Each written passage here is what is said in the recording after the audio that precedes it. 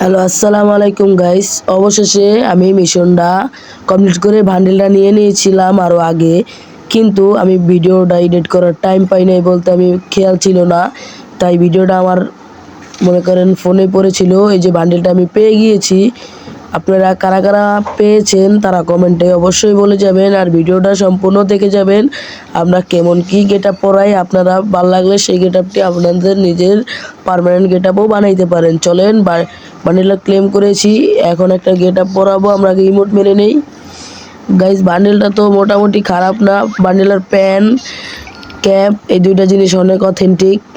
আর যাই কন, এই দুইটা অথেন্টিক, এটা সবাদের বলতে হবে। এখন আমরা ফ্রিস্টাইল গেট আপটা দেখি একটা বানাই কিরম লাগে। ফার্স্ট অফ অল আমরা বডি চেঞ্জ করব। বডি পরাবো কোনটা দেখিনি গাইস। আমরা এই গাইস এটা পরাই ব্যান্ডনের, এটা পরাইছি। আবার মাস্ক নিচের ওইটা কোথায়, লাল মাস্কটা, এই যে এটা লাগে, এটা পরাইলাম। দেখি না, এটা ভাল লাগে না, ভাল লাগতেছে না। কোনটা পরাবো গাইস?